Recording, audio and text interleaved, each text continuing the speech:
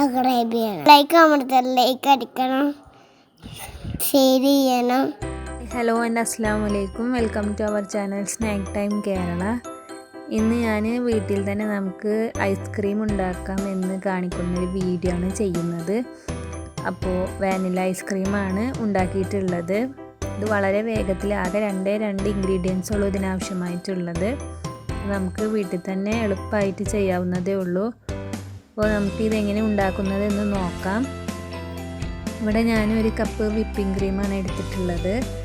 നമ്മൾ കേക്കിന് വേണ്ടിയിട്ടൊക്കെ വാങ്ങിക്കുമ്പോൾ അതൊന്ന് കുറച്ച് മാറ്റി വെച്ചാൽ മതി.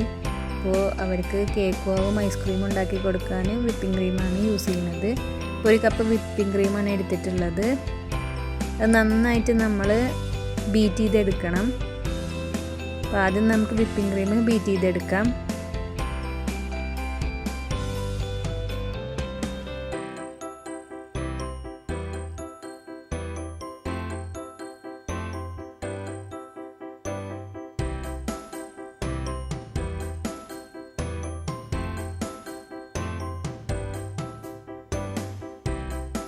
ഏറെക്കുറെയൊക്കെ നമ്മൾ ബീറ്റാക്കി എടുത്തിട്ടുണ്ട്. പക്ഷെ നമുക്ക് ഇതിലേക്ക് ഇനി കണ്ടൻസ്ഡ് മിൽക്കാണ് ഒഴിക്കുന്നത്. അപ്പോൾ നമ്മുടെ ബീറ്റ് ചെയ്തതൊന്ന് ലൂസായി കിട്ടും. അപ്പോൾ നമ്മളിതൊന്നും കൂടെ ടൈറ്റായിട്ട് ബീറ്റ് ചെയ്തെടുക്കണം. അപ്പോൾ നമുക്ക് ഒന്നും കൂടെ അത് ബീറ്റ് ചെയ്തെടുക്കാം.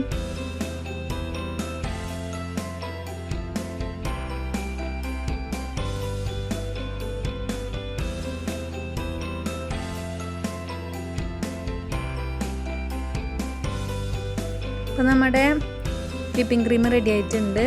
ഈ ഒരു ടൈറ്റായിട്ട് വേണം, നമ്മൾ ഈ ഒരു രീതിയിൽ വേണം കൺസിസ്റ്റൻസി ടൈറ്റായിട്ട് കിട്ടാൻ.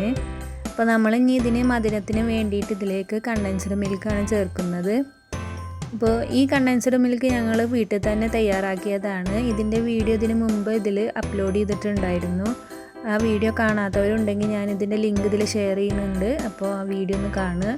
അപ്പോൾ ഈ ഒരു കണ്ടൻസ്ഡ് മിൽക്ക് ഞാൻ ബീറ്റ് ചെയ്ത വിപ്പിംഗ് ക്രീമിലേക്ക് ഒഴിച്ചു കൊടുക്കുകയാണ്. നന്നായിട്ടൊന്ന് മിക്സ് ചെയ്തെടുക്കാം. അപ്പോൾ മിക്സ് ചെയ്തെടുത്തിട്ടുണ്ട്. അപ്പോൾ നമ്മുടെ ഞാൻ നേരത്തെ പറഞ്ഞ പോലെ ആ ടൈറ്റ്നെസ് മാറിയിട്ട് അത് കുറച്ച് ലൂസായി വന്നിട്ടുണ്ട്. അത് കുഴപ്പമൊന്നുമില്ല. ഇനി നമുക്കിതിലേക്ക് 1 ടീസ്പൂൺ വാനില എസൻസും കൂടെ ഒഴിച്ചു കൊടുക്കാം.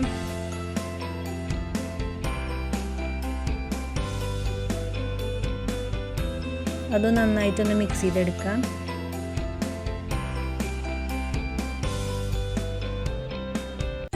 അപ്പോൾ നമ്മുടെ മിക്സിംഗ് ഒക്കെ കഴിഞ്ഞിട്ടുണ്ട്. നമ്മുടെ ഐസ്ക്രീം റെഡി ആയിട്ടുണ്ട്. നമ്മൾ തണുപ്പിച്ചെടുക്കുകയാണ് വേണ്ടത്.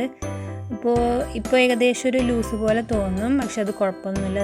ഞാൻ നേരത്തെ പറഞ്ഞ പോലെ കണ്ടൻസ്ഡ് മിൽക്ക് ഒഴിക്കുമ്പോൾ വരുന്നൊരു ലൂസാണ്. അപ്പോൾ നമ്മൾ ഇത് തിക്കായി കിട്ടാൻ വേണ്ടിയിട്ടാണ് ഇനി ഫ്രീസറിൽ വെച്ചിട്ട് 2 മണിക്കൂർ ഇതൊന്ന് ആദ്യം തണുപ്പിച്ചെടുക്കണം. അപ്പോൾ അതിന് ശേഷം നമ്മൾ വീണ്ടും ആ ഐസ്ക്രീം പുറത്തെടുത്തിട്ട് നമുക്ക് ഏതിലാണോ ഇത് സ്റ്റോർ ചെയ്ത് വെക്കേണ്ടത് അതിന് വേണ്ടിയിട്ട് ഒരു ബോക്സിൽ അത് സ്റ്റോർ ചെയ്ത് വെക്കാം. അപ്പോൾ ഞാൻ ഐസ്ക്രീമിൻ്റെ ഇതേപോലെ തന്നെ സ്ട്രോബെറിയുടെ ഒരു ഐസ്ക്രീം ബോക്സിലാണ് സ്റ്റോർ ചെയ്ത് വെച്ചിട്ടുള്ളത്. നമുക്കൊരു സ്പൂൺ വെച്ചിട്ട് എടുത്ത് നോക്കാം. അപ്പോൾ നമ്മുടെ ഐസ്ക്രീം പക്ക ഐസ്ക്രീമായി വന്നിട്ടുണ്ട്. അപ്പോൾ ഇത് വളരെ വേഗം നമുക്ക് ചെയ്യാവുന്നതേ ഉള്ളൂ. നമ്മൾ എത്രത്തോളം തണുപ്പിക്കുന്നത് അത്രത്തോളം അതിൻ്റെ ഒരു ടൈറ്റ്നെസ് കൂടുന്നതാണ്. അപ്പം നിങ്ങൾക്കറിയാലോ, ഐസ്ക്രീം ഫ്രിഡ്ജിൽ വെക്കുന്തോറും നമുക്കതിൻ്റെ ഒരു ഫിനിഷിങ് കിട്ടുന്നതാണ്. അപ്പോൾ നമ്മുടെ ഐസ്ക്രീം ഇവിടെ റെഡി ആയിട്ടുണ്ട്. അപ്പം കുട്ടികൾക്ക് നമുക്ക് വീട്ടിൽ തന്നെ ചെയ്യാവുന്നതേ ഉള്ളൂ. നമുക്കിതിൻ്റെ ഫ്ലേവേഴ്സ് മാറ്റി കൊടുത്തു കഴിഞ്ഞാൽ അതുപോലെ നമുക്ക് ഡിഫറെൻ്റ് ആയിട്ടുള്ള ഐസ്ക്രീമും ചെയ്തെടുക്കാവുന്നതേ ഉള്ളൂ.